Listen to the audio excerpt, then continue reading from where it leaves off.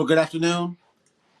Hi, I'm TR Coverson. I am the host here for this podcast, Masculinity, Blessing or Curse.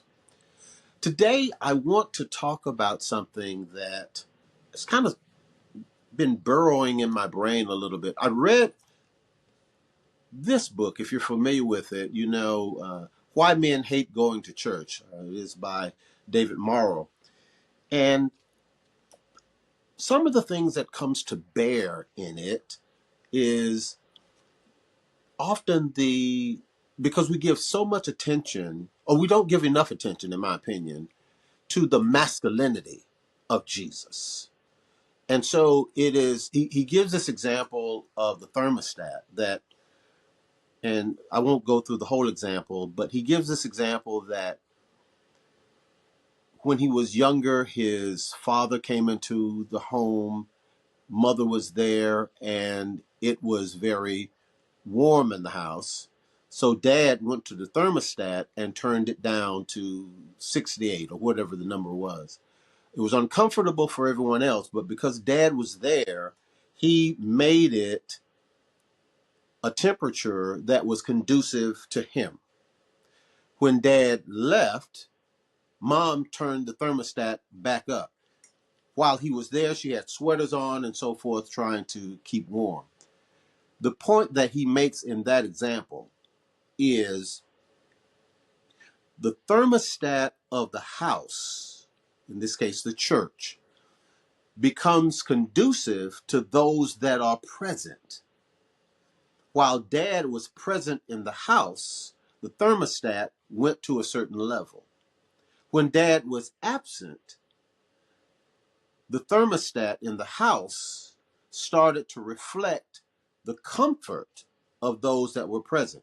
Now, to take that to the church example, if men are not present in church, the spiritual, emotional, etc. thermostat gets switched to be comfortable for those that are there. And if the majority of the population in the church are female, then the thermostat is going to be set for them. Wow, I thought that was pretty captivating. Well, I want to take just a moment and talk about some of the things that we often omit in terms of the masculinity of Jesus Christ. Because he's portrayed as, and the thing that people remember about him or seek to know about him are the things that make him seem very, very timid, very meek, mild, and in fact, we sing songs to that effect. But in terms of his masculinity, let me mention a few things that come to bear that you have to be mindful of as you look at masculinity. One, Jesus was very purpose driven. He came to earth with a purpose in mind. It was not to, even though he did a lot of healing, he did a lot of feeding, etc. That is not why he came. He had a purpose in mind, and every man ought to have that be a part of his being, that you have a purpose, that there is something that you are here for.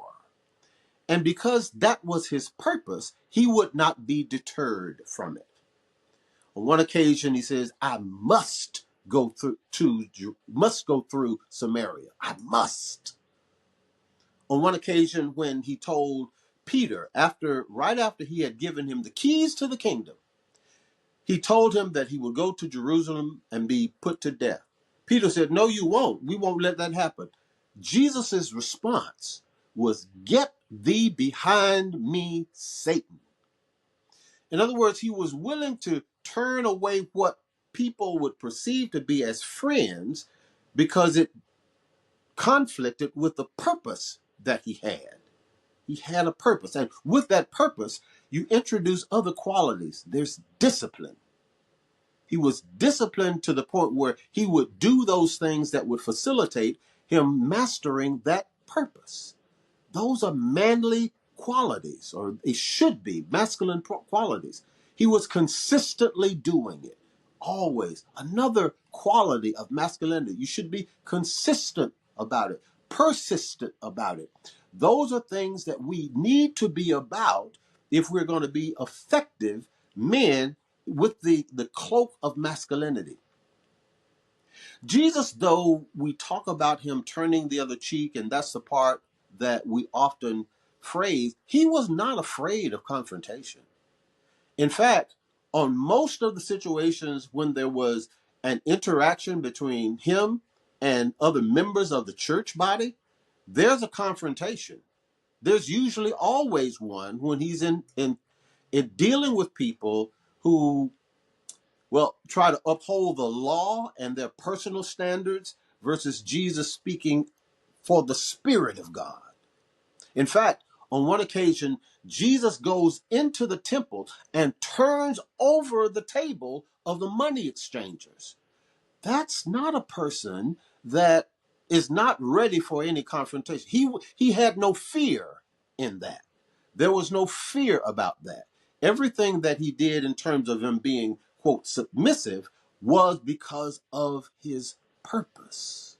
In fact, the whole idea of turning the other cheek on a couple of occasions when he was during the passion, he was slapped and they would ask him, now prophesy and tell us who did it. Well, if you know the scripture, you know that Jesus could have called 12 legions of angels to defend him. But had he done that, we would not have been able to have the salvation that we have now. He was not afraid. That was not fear. He was not afraid of any kinds of confrontation. He took them head on. Okay? He was also like a masculine quality. He had the quality of being a provider.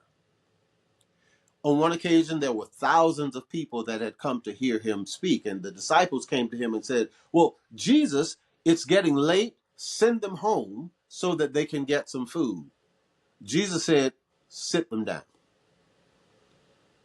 And if you know the scriptures, he, on that occasion, fed 5,000, and that was men, not including the women and children. And then they took up leftovers. After he had given God thanks for what he had gotten, he sat them down. He provided for them. Those are masculine qualities. He was also a protector. On one occasion, when they came to Gethsemane to pick him up, to take him in after Judas had betrayed him, he said, you're seeking me. Let them go. Let them go. So that none of them were harmed. Jesus volunteered. In fact, Peter took a sword and cut off the ear of one of those who had come to arrest Jesus. Jesus says, no, we're not doing that. Because my purpose is to do exactly what's happening here. He was not afraid. He was not running away from it. He said, I've been in the temple all the time, and you didn't come to arrest me. I'm here. Let them go their way. He was protecting them. Finally, I'll say this. One of the things that men will do, often there are jobs that you might have that you don't like, or situations in your life that you don't want to do it, you don't, what have you, but you sacrifice because of the people that you love. Jesus went to the cross as a sacrifice for people that he loves. You and me. He loved us so much that he took all of the passion, all of the beatings, all of the suffering, so that we might have access to a inner circle relationship with the Father. He loves us that much. That too is a quality of a masculine man. I hope that helps you.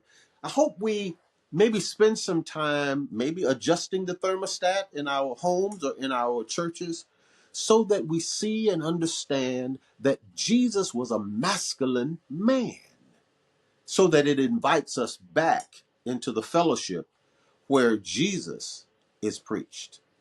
God bless you. God keep you. I hope you're having a wonderful day today and a wonderful week throughout the week. God bless. Oh, and subscribe. Subscribe. Hit the button. Thanks so much. God bless.